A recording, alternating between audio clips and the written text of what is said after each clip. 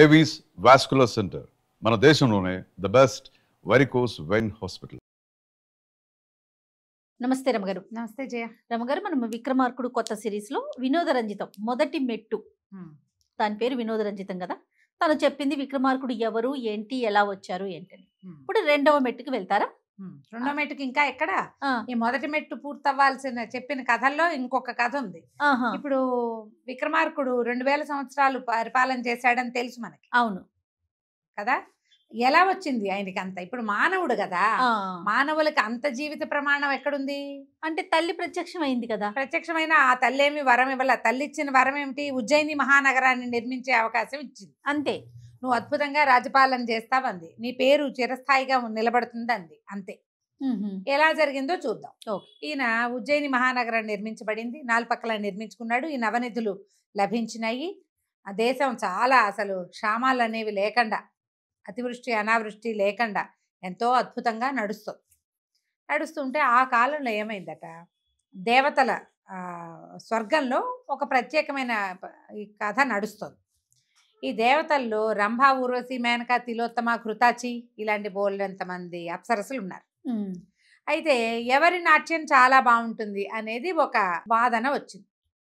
రంభ ఆవిడ ఎక్కడి నుంచి వచ్చింది? పాల సముద్రంలో అప్సరలు అందరితో పాటు వచ్చింది. వాళ్ళలో అగ్రగణ్యురాలు రంభ. పైగా ఈవిడ నలకూబరుడి ప్రేయసి. అసలు ఏ సమయంలో అయినా ఎప్పుడైనా దేవేంద్రుడు తలుచుకోగానే రంభే అన్నిటికి. అయితే ఊర్వశి విష్ణువు యొక్క తొడ నుంచి పుట్టింది. నరనారాయణులని ఛాలెంజ్ చేసినప్పుడు ఆయన తన తొడలోంచి ఊర్వశిని పుట్టించాడు. నారాయణుని తొడలోంచి పుట్టింది. ఆయన ఇట్లా తొడ సరిస్తే అందులోంచి వచ్చింది అపురూప సౌందర్యవతి అయిన ఊర్వశి. ఆమె మరి భగవంతుడి మీద శరీరం నుంచి పుట్టింది కదా, ఆమె గొప్పదని కొంతమంది అనేవాళ్ళు. వీళ్ళిద్దరికీ ఒక వాదన ఎప్పుడు నడిచేది. వీళ్ళిద్దరిలో ఎవరిది ఉత్తమమైన నాట్యము అనేది ఒక ప్రశ్న ఉంటూ ఉండేది. అప్పుడు నారదుల వారు ఒకసారి వచ్చాడట ఈ వాదనలు జరుగుతున్నప్పుడు. ఆ రోజున నాట్య ప్రదర్శన అయింది. ఎవరిది ఉత్తమ నాట్యం అంటే కాసేపు ఆవిడ బాగుంది, కాసేపు ఈవిడ బాగుంది, డిసైడ్ చేయలేకపోయారు. అప్పుడు నారదుడు ఏమన్నాడంటే, దీనికి ఏముంది, ఇలాంటి ప్రశ్నలకి సమాధానం చెప్పాలంటే మామూలు వాడు కాదు, సార్వభౌముడు ఒక ఉన్నాడు, అతను చాలా గొప్పవాడు, అతనైతే ఇట్లాంటి ప్రశ్నలకి చక్కగా చెప్తాడు సమాధానం అని అతన్ని పిలిపించమన్నాడు. అతను ఎవరు? భూలోకంలో పరిపాలన చేస్తున్న విక్రమార్కుడు. ఓహో, ఏంటి స్వర్గానికి పిలిచేశారు కదా. దేవేంద్రుడు మాతలి అని తన రథసారథిని, మాతలిని పిలిచి, మాతలి ఆయన పేరు, దేవేంద్రుడి రథసారథి, మాతలిని పిలిచి భూలోకానికి వెళ్ళి, నువ్వు విక్రమార్క చక్రవర్తిని నేను పిలిచానని, ఇక్కడ ఒక సభ జరుగుతోందని, సభకు ఆహ్వానం పంపామని చెప్పి సగౌరవంగా సాదరంగా ఆయన్ని తీసుకురమ్మన్నాడు. మాతలికి నచ్చల. మానవుడిని పిలవటం ఏమిటి, మానవుడు వచ్చి ఇక్కడ తీర్పు చెప్పటం ఏమిటి, దేవలోకంలో ఇంతమంది ఉంటే తీర్పరులు వీళ్ళు ఎవరు కానట్టు అతను రావటం ఏమిటి? రాజుకు నచ్చింది, ఇంద్రుడికి, దేవేంద్రుడికి, నారదుడు చెప్పాడు కాబట్టి మాతలికి నచ్చల. సరే వెళ్ళాడు. వెళ్ళి విక్రమార్కుడికి చెప్పాడు, ఇంద్రసభలో నీకు ఆహ్వానం వచ్చింది, ఇంద్రసభ నుంచి మరి దేవేంద్రుల వారు నీకు ఆహ్వానం పంపించి నీకోసం రథాన్ని పంపించారు, దివ్య రథం వచ్చింది, రథం ఆరోహించి నాతో పాటు రమ్మని. అయితే ఈయన ఏమన్నాడంటే, నేను మరి ఇది ప్రత్యేకమైంది కదా, మానవులకి సాధారణంగా దొరకంది, నేను అమ్మవారిని పూజ చేసుకుని బయలుదేరుతాను, మీరు అమ్మవారి ఆలయానికి రథాన్ని తీసుకురండి అని చెప్పాడు. తన దారిని తను అమ్మవారి దర్శనానికి వెళ్ళాడు, కాళికా దర్శనానికి. కాళికకి నమస్కారం చేశాడు, పరిపరి విధాలు పూజించాడు, పువ్వులు అర్చనాది సమర్పిస్తే అమ్మవారు పలికింది, విజయోస్తు కుమార అని చెప్పి ఆవిడ ఏం చేసింది, ఒక నిమ్మపండు చేతిలో పెట్టింది, విభూది ఇచ్చింది ఆయనకి, చేతిలో విభూది వేసింది. ఈయన విభూది నిమ్మపండు పట్టుకుని బయటకు వచ్చాడు. బయట దివ్యరథం నిలబెట్టు ఈయన ఆయన ఎక్కించుకోకుండానే రథం నిలబెట్టాడు. ఈయన చూడంగానే ఏం చేస్తాడో చూద్దామని రథం తోలాడు మాతలి. కానీ ఆ రథం కదల్లా. ఆశ్చర్యపోయాడు, ఎందుకు కదలటం లేదు? చూస్తే విక్రమాదిత్యుడు నిలబడి ఉన్నవాడు బొటనవేలిని, కాలి బొటనవేలిని ఆ రథం తాలూకు దీని దగ్గర పెట్టాడు. కదలటల్లా. ఆయన కాలు మీద నుంచి ఎక్కల రథం. అబ్బా, ఆయన దాటలేకపోయింది. ఏంటమ్మగారు, అంత గొప్ప వ్యక్తి? మరి అంత గొప్ప వ్యక్తి, మరి భద్రకాళి అనుగ్రహం పొందినవాడు. కాళిక అంటే ఏమిటమ్మా? కాలస్వరూపిణి అయిన తల్లి.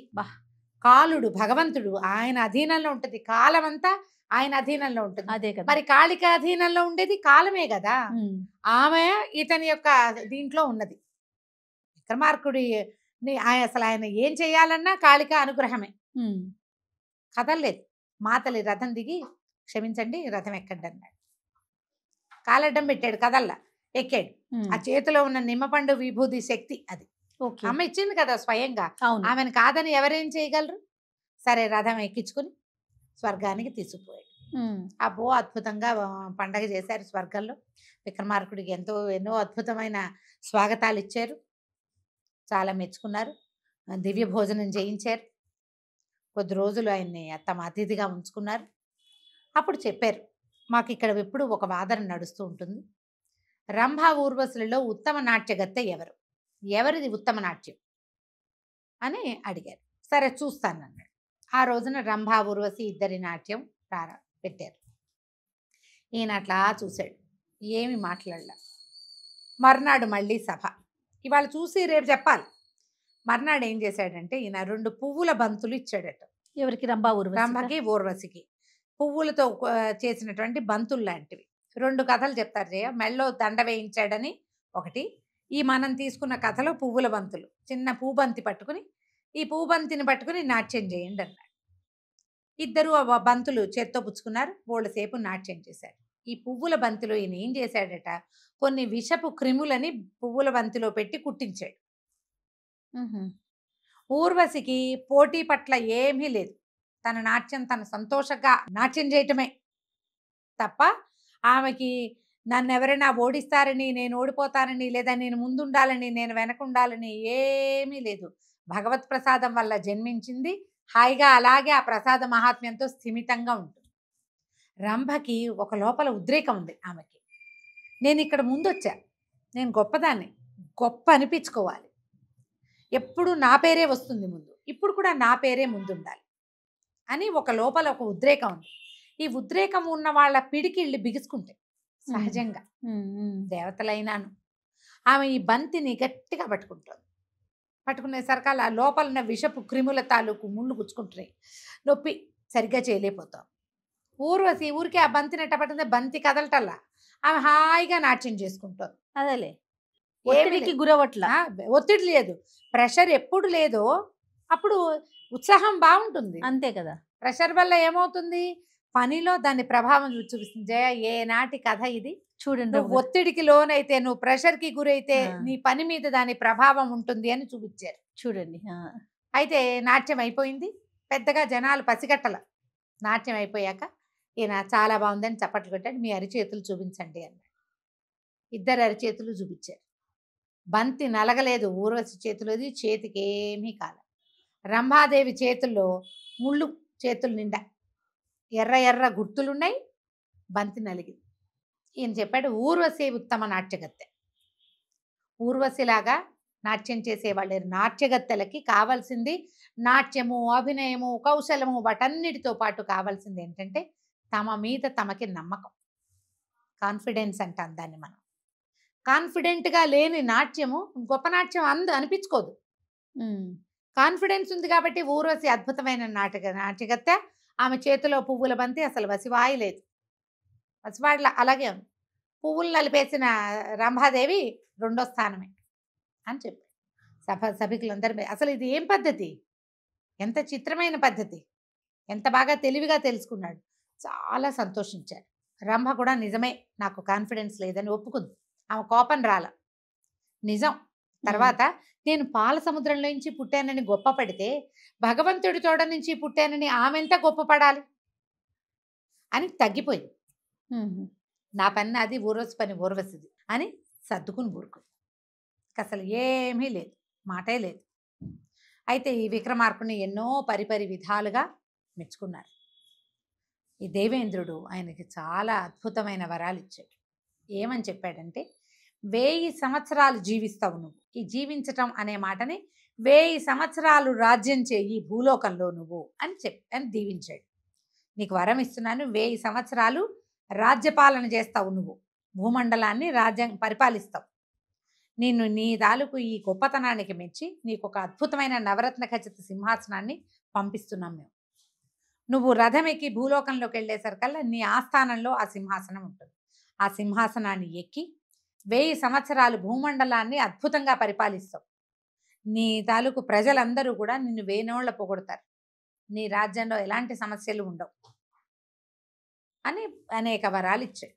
ఈయన చాలా సంతోషంగా రంభా ఊర్వశులు ఇద్దరికి వీడుకోలు చెప్పి, ఈ సభికులు ఎంతమందో ఉన్నారు కదా, బృహస్పతి అని చంద్రుడని అందరికీ నమస్కారాలు చేసి అందరి దగ్గర ఆశీర్వచనాలు పొంది, నవగ్రహాల ఆశీర్వచనాలు పొంది చాలా రోజులు దేవలోకంలో గడిపి భూలోకానికి ప్రయాణం అయ్యాడు. ఈయన వచ్చేసరికల్లా ఈ ఆకాశం నుంచి ఈ 32 సాలభంజికలు కలిగినటువంటి దేవేంద్రుడు బహుకరించిన ఈ బంగారు సింహాసనం ఆకాశం నుంచి దిగి వచ్చింది కిందకి. ప్రజలంతా దాన్ని చూశారు. ఆయన ఒక సభా మండపంలో కొలువుదీరి ఉన్నది. ఒక శుభముహూర్తాన ఈ 32 మెట్లు ఎక్కి ఆ సింహాసనాన్ని అధిష్ఠించి ఆ రోజు నుంచి రాజ్యపాలన చేయటం మొదలుపెట్టాడు. ఈ భూలోకానికి వచ్చినటువంటి విక్రమార్కుడు తమ్ముడికి చెప్పాడు, 1000 సంవత్సరాలు రాజ్యం చేసే అవకాశాన్ని మనకి దేవేంద్రుడు ఇచ్చాడు. ఇక ఈ భూమండలం మనదే పట్టి మనకి తిరుగులేదు. అంతా భద్రకాళి యొక్క అనుగ్రహం, అమ్మ అనుగ్రహించింది కాబట్టి మనకి ఇది లభించింది. బట్టి చాలా సంతోషించాడు. ప్రజలంతా అద్భుతంగా హాహా అని ఆనందించారు. ఓ చాలా బాగుంది. కొద్ది రోజులు గడిచాక భట్టికి ఒకనాడు జ్ఞానోదయం. 1000 సంవత్సరాలు రాజ్యం చేయటానికి ఈయన వరం పొందొచ్చాడు. నేనుండనుగా, నేను మానవుడిని, ఆయన మానవుడే. మేము 100, 150 బతికేవాళ్ళం. ఇప్పుడు 1000 సంవత్సరాలు ఈయన ఉంటాడు. ఈయన ఎవరి సహాయంతో ఉంటాడు? నేనుండను, మా అన్నయ్య ఒకడే ఉంటాడు. నేను లేకపోతే మా అన్నయ్యకి ఎట్లా? మహారాజు ఒంటరి వాడైపోతాడు. చాలా దిగులు వచ్చేసింది. 1000 ఏళ్ళు నేను ఉండాలి, ఎలా? ఈయన పోయి భద్రకాళిని ఆశ్రయించాడు. దేవాలయంలో కూర్చున్నాడు. పరమ దుఃఖంగా ఉంది. కళ్ళలోంచి నీళ్ళు వచ్చేస్తున్నాయి. తపస్సుకి కూర్చున్నాడు కానీ తపస్సు సాగటల్లా. భద్రకాళి ఆయనకి కళలో కనపడింది. అంతకుముందు కూడా ఈయనకి భద్రకాళి కనిపించింది భట్టికి. ఎప్పుడు ఆవిడ కత్తిస్తున్నట్టు, తర్వాత పూలదండతో దండేస్తున్నట్టు, అట్లా ఊరికే ఊహ కనపడింది. ఇప్పుడు భద్రకాళి అడిగింది, భట్టి ఏం కావాలి, ఎందుకు నువ్వు తపస్సు చేస్తున్నావు, నీ మనసు ఏమిటో చెప్పు అంటే, నాకు 2000 సంవత్సరాలు జీవించాలను, నాకు కూడా 1000 సంవత్సరాలు 2000 సంవత్సరాలు కావాలి. అడిగేసరికల్లా ఆవిడ ఏమంది, మహాతపస్వి కానీ పరమసాహసికుడు కానీ అతడి తల తీసుకొచ్చి ఇవ్వు, నాకు నీకు కావలసిన వరం నేను ఇస్తాను. మహాతపస్వి పరమ సాహసి ఎవరు? ఆయన బాగా ఆలోచించి, పరమ సాహసికుడు మా అన్నయ్యే, ఇంకెవరున్నారు సాహసికుడు? విక్రమార్కుడిని మించిన సాహసి ఇంకొకడు ఉన్నాడా? నిలబడి ఉన్న శూలాయుధం మీదకి తల్లకిందులుగా దూకే సాహసి ఎవడైనా ఇంకొకడు ఉన్నాడా లోకంలో? ఎవ్వరూ లేరు, ఈయన ఒక్కడే ఉన్నాడు. అన్నయ్య తల నరకడానికి సిద్ధపడ్డాడు బట్టి. సరే తెస్తానన్నాడు. తెస్తానని రాత్రి పూట వెళ్ళిపోయాడు నగరానికి. ఉజ్జయిని మహానగరంలో ఏకాంతంగా నిద్రపోతున్నాడు విక్రమార్కుడు. మంచి నిద్రలో ఉన్నాడు. ఈయన అన్నయ్యని నిద్రలేపాడు. విక్రమార్కుడు, మహాప్రభు అన్నయ్య అండు, అన్నయ్యని మనం చెప్తున్నాం. ప్రభు అని అమ్మవారి ఆజ్ఞ అయింది, మీ శిరస్సు తీసుకెళ్ళాలి నేను అనేసరికల్, అలాగే శిరస్సు తీసుకెళ్ళినందుకు నేనే వస్తా, అక్కడే నా శిరస్సుని ఇద్దుగాను నువ్వు అని చెప్పి తమ్ముడు వెనకాల బయలుదేరి వెళ్ళిపోయాడు. ఇద్దరు అర్ధరాత్రి భద్రకాళి ఆలయంలోకి వెళ్ళారు. ఆలయం లోపలికి వెళ్ళేసరికి ఈయన ఏం చేశాడు, భట్టి తల వంచి ఉండండి ఇక్కడ, నేను మీ శిరస్సుని అమ్మవారికి సమర్పిస్తానన్నాడు. అనేసరికల్లా ఒప్పుకున్నాడు విక్రమార్కుడు. అమ్మవారికి సాష్టాంగం చేస్తూ నేల మీద పడుకున్నాడు. భట్టి విక్రమార్కుడి కత్తే తీసి, ఆ విక్రమార్కుడి కత్తి ఎవరిచ్చారు? ఆ చంద్రహాసం కిందటిసారి ఈయన గెలిచినప్పుడు, ఈయన 7 ఉట్లు పడగొట్టినప్పుడు అమ్మవారి చంద్రహాసాన్ని బహుకరించింది ఆయన. ఆ కత్తితోటి, విక్రమార్కుడి కత్తితోటే విక్రమార్కుడి తల నరికేశాడు తల. ఈ తల నరికేసరికల్లా గంటలు మోగినాయి, పెద్దగా గుడంతా సంచలనం వచ్చేసింది. అసలు ఎంత హడావిడైపోయిందో. ఈ మొత్తం ఈ హడావిడంతా తీరేసరికల్లా అమ్మవారి ప్రత్యక్షమై, మామూలుగా విగ్రహం ఎట్లా ఉంది, మెడలో రుండమాల ధరించి, నాలిక బయటికి పెట్టి, కత్తులు శూలాద్యాయుధాలు ధరించి ఉన్నటువంటి శక్తి స్వరూపిణిగా ఆవిడ కనపడుతుంది. అష్టభుజి 8 చేతులతోటి ఉంటుంది విగ్రహం. భయంకరంగా ఉంటుంది. నాలుక ఎర్రగా కనపడుతుంటుంది. సాత్విక స్వరూపంలో 4 చేతులతోటి అమ్మవారి దర్శనం ఇచ్చింది. రుండమాల లేదు, మెడలో పువ్వుల మాల ధరించి ఉంది. సాహసికుడైన విక్రమార్కుడికి పరమ సాహసికుడైన భట్టి తమ్ముడుగా ఉన్నాడు. నీ సాహసానికి మెచ్చాను, నీ బలికి కూడా మెచ్చా. ఏం కావాలో కోరుకో, ఏ వరమైనా ఇస్తాను, ముందు నా ప్రభువుని బతికించు అని అడిగాడు. ఇప్పుడు ఈయన వదిలేయచ్చు, వదిలేయరు, వదిలేస్తారు. ఈయన తన రాజైపోయే అవకాశం ఇస్తుంది అమ్మ. అవును, విక్రమార్కుడికి ఎలాంటి అవకాశం ఇచ్చిందో అదే అవకాశం భట్టికి లభిస్తుంది. కానీ ఈయన నా ప్రభువుని బతికించమన్నాడు. విక్రమార్కుడు జీవితుడై నిలబడ్డాడు. ఇంకేం కావాలంటే కొన్ని వేల సంవత్సరాలు జీవించే అవకాశాన్ని నాకు ఇవ్వమన్నాడు. ఆవిడ నచ్చానురా, నీ జీవితంతో పాటు ఇతడి జీవితాన్ని కోరుకున్నావు కాబట్టి 2000 సంవత్సరాలు నువ్వు జీవించి ఉంటావు అని వరం ఇచ్చింది. వరం ఇచ్చింది. ఈ దేవాలయం పెద్ద కదిలిపోతున్నాయిగా, గంటలు మోగిపోతున్నాయి. మళ్ళీ అన్ని యథావిధిగా అయింది. జీవించిన విక్రమార్కుడు స్పృహలోకి వచ్చాడు, లేచి నిలబడ్డాడు. భట్టి ఏం జరిగింది? బలిస్తానన్నావు కదా అన్నాడు. బలి ఇచ్చాను, బతికించాను ప్రభు. బలి అయిపోయింది, అమ్మ ప్రత్యక్షమైంది. అంతకుముందు అమ్మవారు ప్రత్యక్షమైనప్పుడు భట్టికి కనపడలా ఆమె, కేవలం విక్రమార్కుడే చూశాడు. ఇప్పుడు భట్టి కూడా చూడగలిగాడు. అప్పుడు ఆయన సంతోషించాడు. నీ బలి కార్యక్రమం అయింది కదా, మనం ఇంటికి వెళ్ళిపోదాం అన్నాడు. ఇద్దరు కలిసి రథం ఎక్కారు, వెళ్తున్నారు. వెళ్తుంటే భట్టి చెప్పాడు, అమ్మ కరుణించింది ప్రభు, 2000 సంవత్సరాలు జీవించమంది. ఇక తిరుగులేదు, మన ఇద్దరం కలిసే ఉంటాం. సంతోషించారు. ఇద్దరు ఇంటికి వెళ్ళిపోయారు. పడుకున్న తర్వాత విక్రమార్కుడికి తట్టింది. దేవేంద్రుడు 1000 సంవత్సరాలు రాజ్యం చేయమన్నాడు నన్ను. భట్టి 2000 సంవత్సరాల జీవిత పరిమాణాన్ని కోరుకున్నాడు అమ్మ దగ్గర. అంటే నా తర్వాత భట్టి ఉంటాడు. భట్టికి జీవించే వరమే ఉంది కానీ, వరమే మాత్రమే ఉంది కానీ రాజ్యం చేసే వరం లేదు. అప్పుడు భట్టి ఎవరి రాజ్యంలో జీవిస్తాడు? ఈయన మళ్ళీ పరిగెత్తుకుంటూ తమ్ముడి దగ్గరికి వెళ్ళి, భట్టి నువ్వు తెలివిగా వరం అడగలేదునట్టుంది, నువ్వు 2000 సంవత్సరాలు అడిగావు, నేను ఉండేది 1000 ఏళ్లే అంటే. భట్టి ఒక క్షణం ఆలోచించాడు. నేను అడగలేదు, ఎక్కువ కాలం జీవించే వరం ఇవ్వమన్నాను. ఆవిడ 2000 అంది. బాగా ఆలోచించి, గెలిచాం ప్రభు, మన ఇద్దరం 2000 సంవత్సరాలు ఉండొచ్చు. దేవేంద్రుడు నీకు ఇచ్చిన వరం ఏమిటి? 1000 సంవత్సరాలు రాజ్యం చేయమన్నాడు. నువ్వు 1000 ఏళ్ళు రాజ్యం చేద్దు కానీ ప్రతి సంవత్సరము 6 నెలలు రాజ్యం చేయి, 6 నెలలు దేశాటానికి వెళ్ళు. సరిపోయింది కదా లెక్క? ప్రతి సంవత్సరం 6 నెలలు వెళ్ళిపోతావు నువ్వు. 6 నెలలు మొత్తం దేశం అంతా చేసి దేశంలో ఏం జరుగుతుందో కాలమాన పరిస్థితులన్నీ తెలుసుకో. ఈ లోపల రాజ్యం నేను సంభాళిస్తా, నాకు జీవించే వరం ఉంది కాబట్టి. నువ్వు తిరిగిరా, మళ్ళీ 6 నెలలు రాజ్యం చేయి.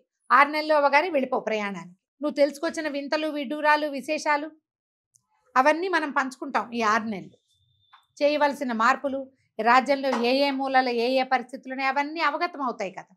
ప్రతి 6 నెలలకి మారుతూ ఉంటుంది. మారిన కాలాన్ని బట్టి మనం అన్నీ తెలుసుకోగలుగుతాం. ఇది మనకి మంచిదే. కాబట్టి 2000 సంవత్సరాలు నిరాఘాటంగా మనము జీవించి ఉండొచ్చు, రాజ్యము చేయొచ్చు. ఇక ఎంత సంతోషించారో ఇద్దరు. పరమానందంతో అప్పటి నుంచి మొదలుపెట్టి ఆ రోజునే మొదలు 6 నెలలు రాజ్యం చేయటం, 6 నెలలు దేశాటన చేయటం. భట్టి ఎప్పుడైనా ఒకసారి అన్నతో వెళ్ళేవాడు, ఎక్కువగా వెళ్ళేవాడు కాదు, కొంతకాలం వెళ్తూ ఉండేవాడు. మళ్ళీ వెనక్కి వచ్చి ఆయన మా రాజ్యం సంభాళించుకునేవాడు. విక్రమార్కుడు మాత్రం ప్రతి 6 నెలలు దేశాటన చేశాడు. ఆ దేశాటనలో ఆయన ఎన్నో తెలుసుకున్నాడు. అంత గొప్పవాడు విక్రమార్కుడు. వినోదరంజితం అడిగింది భోజ మహారాజుని, భోజరాజా, నీకు దొరికిందని సింహాసనాన్ని తెచ్చుకున్నావు. విక్రమార్కుడి పుటకే విశేషం, అతని శక్తి విశేషం, పరాక్రమం విశేషం, తెలివితేటలు విశేషం, ఆయన యొక్క తపస్సు, సాహసము అన్నిటికంటే విశేషమైనవి. నీకు ఇందులో ఒక్కటైనా ఉందా? అమ్మవారి అనుగ్రహం కోసం సొంత ప్రాణాలని త్యజించడానికి ఒప్పుకున్నాడు మొదట. తమ్ముడు కోసం మళ్ళీ ప్రాణత్యాగం చేయడానికి సిద్ధపడ్డాడు. బలిస్తాను రా అంటే వచ్చేసాడు. ఎవరైనా చేస్తారా? అతిమానుషమైన చర్యలు అతనివి. నీకు అలాంటిది ఉందా? ఉంది, నేను చేయగలను, నాకు కూడా విక్రమార్కుడు లాంటి వ్యవహారం ఉన్నది అని నువ్వు నమ్మితే మెట్టు, 2వ మెట్టు మీద పెట్టుకోవాలి. నమ్మాలి నువ్వు. ఓకే, ఆలోచించుకో. భోజరాజు వెనక్కి దిగేశాడు. నా వల్ల కాదు అని చెప్పి ఆ సింహాసనానికి నమస్కారం చేసి వెనక్కి తిరిగి వెళ్ళిపోయాడు. రాత్రి పడుకున్నాడు. నిద్రలో ఆయనకి సింహాసనం రా రా రా రా అని పిలుస్తుంది. మరి తెచ్చుకున్నాడు. ప్రజలంతా ఏమనుకుంటారు? తెల్లవారుజామున ఆయనకి ఏమనిపించిందంటే, విక్రమార్కుడు లాంటిది లేదు నాకు. నిజమే. ఇప్పుడు విక్రమార్కుడు తాలూకు ఒక క్రియను తెలుసుకున్నాను నేను. 32 ప్రతిమలు ఉన్నాయి కదా, ఒక్క ప్రతిమేగా మాట్లాడింది. మిగిలిన ప్రతిమలు విక్రమార్కుడి గురించి ఏం చెప్తాయో తెలుసుకోవాల్సిందే. సింహాసనం మీద కూర్చోటానికి కాదు, విక్రమార్కుడి సంగతి తెలుసుకోవాలి అని మనసులో నిశ్చయించుకున్నాడు. రేపు ఉదయం మళ్ళీ ప్రయత్నం చేద్దామని దండం పెట్టుకుని నిద్రపోయాడు. మర్నాడు ఏం జరిగిందో, రెండో ప్రతిమ ఏం చెప్పిందో మనం వచ్చే భాగంలో తెలుసుకుందాం. తప్పకుండా రమ్మగారు. నమస్తే. నమస్తే జీ.